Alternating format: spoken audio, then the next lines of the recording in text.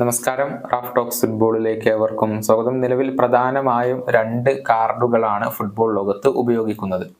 Red കാർഡും yellow കാർഡുമാണ് football ആരാധകർക്ക് ചിരപരിചിതമായ കാർഡുകൾ. ഫുട്ബോളിൽ ഗ്രീൻ കാർഡ് ഉണ്ടെങ്കിലും അത് വളരെ അപൂർവമായി കൊണ്ട് മാത്രം ഉപയോഗപ്പെടുത്തുന്ന ഒന്നാണ്.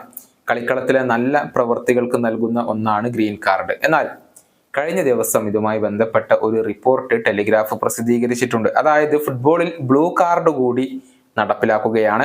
ഇന്റർനാഷണൽ ഫുട്ബോൾ അസോസിയേഷൻ ബോർഡ് അഥവാ ഇഫാബ് ഇതിനുള്ള അനുമതി ഇപ്പോൾ നൽകി കഴിഞ്ഞു.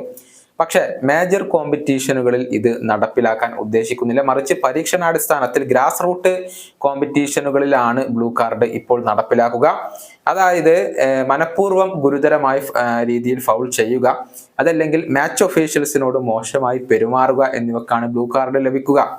ബ്ലൂ കാർഡ് ലഭിച്ചു കഴിഞ്ഞ താരം 10 മിനിറ്റ് കളിക്കളത്തിന് പുറത്തു നിൽക്കണം. അതിനുശേഷം മാത്രമാണ് ആ താരത്തിന് കളിക്കളത്തിലേക്ക് തിരിച്ചെത്താൻ സാധിക്കുക.